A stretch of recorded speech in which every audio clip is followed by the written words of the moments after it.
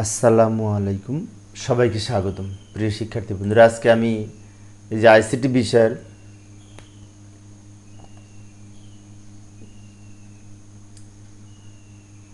আসসালামু আলাইকুম, সবাইকে স্বাগতম।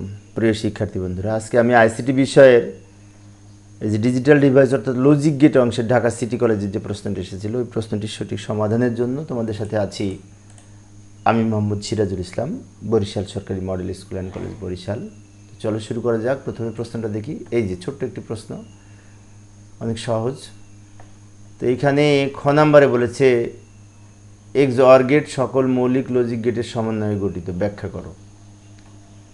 তো এক্স অর গেট এখানে মৌলিক লজিক গেট দ্বারা বাস্তবায়ন করতে হবে, এটাই। তো আমি এখানে খ থেকে আলোচনা করেছি। ক নম্বর পারবে, ক নম্বর প্রশ্নের উত্তর সহজ। সমাধান করার চেষ্টা করি। প্রথমে আমরা এক্স অর গেটকে মৌলিক লজিক গেটের মাধ্যমে যদি বাস্তবায়ন করতে চাই, এইভাবে উপস্থাপন করতে পারি। আমরা জানি এক্স অর গেটের সমীকরণ হচ্ছে এটা, এ এক্স অর বি। এখন এটার একটা বিভাজন উপপাদ্য অনুযায়ী মৌলিক উপস্থাপন আছে এইটা, A not B plus A B not, এইটা। তো আমি যদি বাম দিকে যে এক্স অর বি অনুযায়ী বিশেষ করে লজিক গেট অঙ্কন করি, তাহলে হবে যৌগিক উপস্থাপন, কারণ এ এক্স অর হচ্ছে যৌগিক গেট। আর যদি ডান দিকে A not B plus A B not দ্বারা উপস্থাপন করি, তাহলে সেটা হবে মৌলিক উপস্থাপন। তো এটা দ্বারা আমরা উপস্থাপন করার চেষ্টা করি। প্রথমে আচ্ছা, এখানে কিন্তু এ আর বি দুটি ইনপুট। তো আমরা এখানে এ নিলাম, এর সাথে এ নট যুক্ত করব, এর সাথে এখানে নট যুক্ত করব, দিয়ে এখানে এ নট পেলাম। অর্থাৎ প্রথম লাইনটা এ, দ্বিতীয় লাইনটা হচ্ছে এ নট। অনুরূপভাবে বি, আবার বি নট। একটু দ্রুত দেখাচ্ছি সময় সেভ করার জন্য, তোমরা পারবে এগুলো, সেই জন্য এ নট বি বি নট।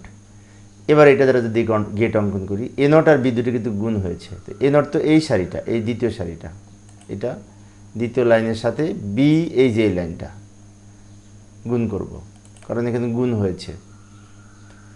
গুণ মানে অ্যান্ড গেট। এখানে যে লাইনটা বের হলো এটা এ নট বি। এরপরে আবার এইটা অঙ্কন করব, এ বি নট। তো এ হচ্ছে এই লাইনটা, আর বি নট হচ্ছে শেষেরটা, এটাও গুণ করব কারণ গুণ হয়েছে। এই লাইনটা পেলাম এ বি নট, দুইটা মিলে আবার প্লাস হয়েছে, যোগ হয়েছে। তো যোগ করব, যোগ করার জন্য আমরা একসাথে ছোট করব, এবং এই দুটো যোগ করার জন্য আবার অর গেট অঙ্কন করব। অর গেট যোগের কাজ করে। এই যে ফাইনালি আউটপুটটা বের হলো, এটা হচ্ছে এস এর মান বা টোটাল আউটপুট। এইভাবে আমরা মৌলিক লজিক গেট দ্বারা এক্স অর গেট বাস্তবায়ন করতে পারি। আবার উদ্দীপকে ফিরে যাব। উদ্দীপকের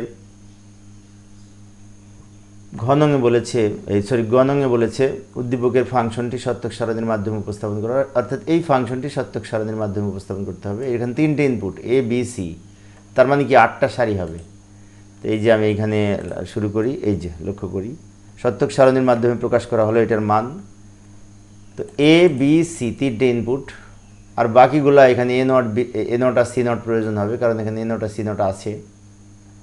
এবং এ নট বি একটা আবার বি সি নট, এগুলো দিয়ে আমরা আলাদা আলাদা কলাম অঙ্কন করব।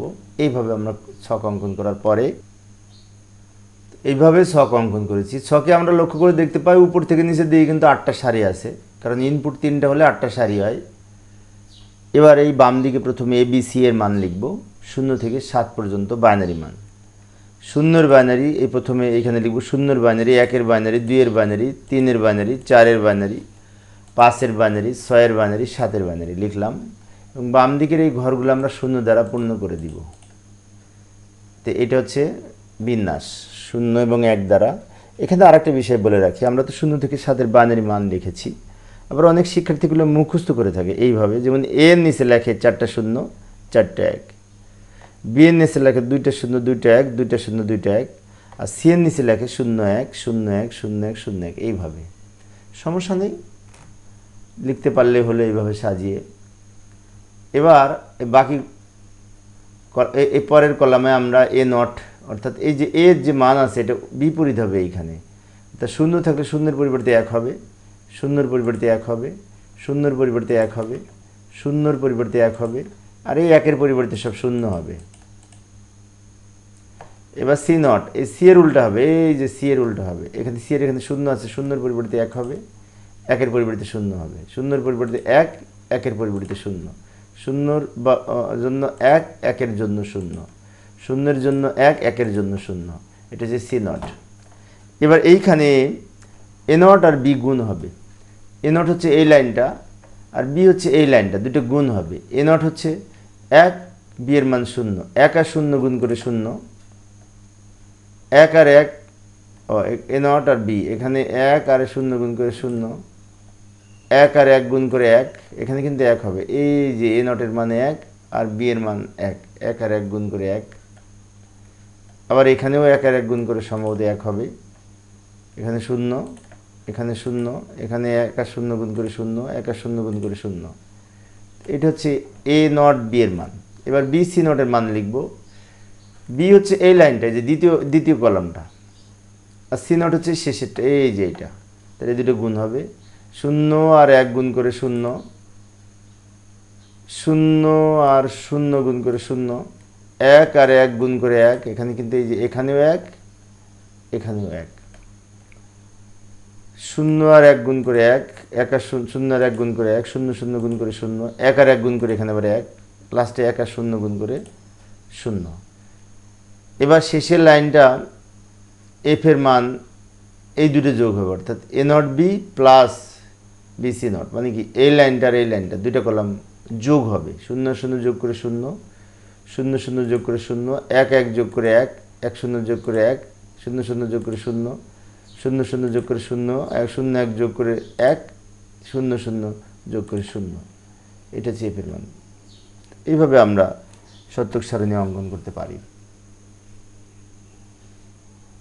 আবার উদ্দীপকে ফিরে যাব, তো আবার আমরা সেই উদ্দীপকে ফিরে এলাম।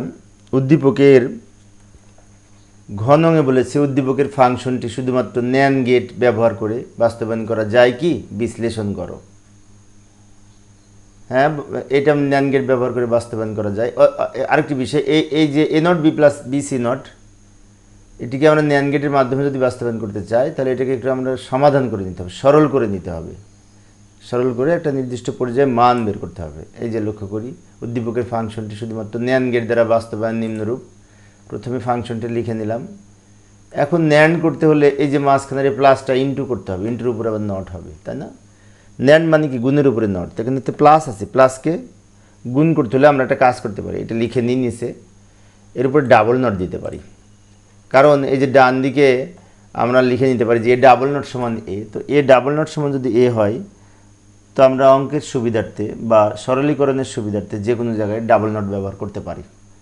এবারে নিচের নটটা যদি ভেঙে 2 খণ্ড করি, তো প্লাসটা ইনটু হবে, এই যে আমি উপরে রেখে দিলাম, এই যে লক্ষ্য করি, এই যে নিচের জন্য এই দুইটা নটের মধ্যে নিচের নটটা ভেঙে আমি 2 খণ্ড করলাম, এখানে অর্ধেক দিলাম, এখানে অর্ধেক দিলাম, ফলে কি হলো, এই প্লাসটা ইনটু হলো এবং উপরের নটটা থেকে গেল।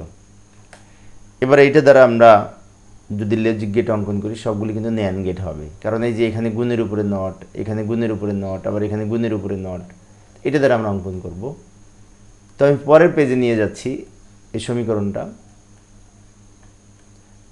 পরের পেজে নিয়ে আসলাম, এই যে ডান দিকে লিখে নিলাম। প্রথমে এ নট, এ একটা ইনপুট, বি একটা ইনপুট এবং সি একটা ইনপুট। এই যে বাম দিকে আমরা 3টে ইনপুট লাইন নিলাম, এ বি সি। এবার এই সমীকরণ দেখে যদি আমরা এখানে প্রথমে এ নট অঙ্কন করতে চাই, তো এখানে এ নটকে কিন্তু নটের মাধ্যমে উপস্থাপন করা যাবে না, ন্যান্ডের মাধ্যমে উপস্থাপন করতে হবে। তো আমরা এই যে নট, এখানে এ থেকে লাইন টেনে একে আবার এখানে নিচে এক্সটেনশন করে আর একটা এ লাইন টেনে আমরা দুইটা মিলে একটা ন্যান গেট তৈরি করলাম, যেটা বের হলো এটা এ নট লিখতে পারি। এ নটের সাথে বি গুণ হবে, তো এ নটের সাথে বিটা লাইন টানলাম, বি আর এ দুইটা মিলে গুণ হবে, তার উপরে নট হবে, তার মানে আর একটা ন্যান গেট হবে।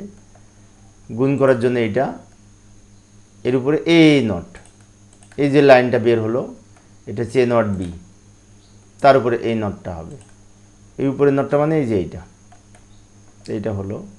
এবার বি সি নট, তার উপরে নট, বি হচ্ছে এই লাইনটা বি, আর সি নটকে আমরা সিকে আবার এই যে এ নটকে যেমন ন্যান গেট অঙ্কন করেছি অনুরূপভাবে অঙ্কন করব। সি দ্বারা আবার একটা ন্যান গেট তৈরি করে নিলাম, এটা সি নট লিখতে পারি।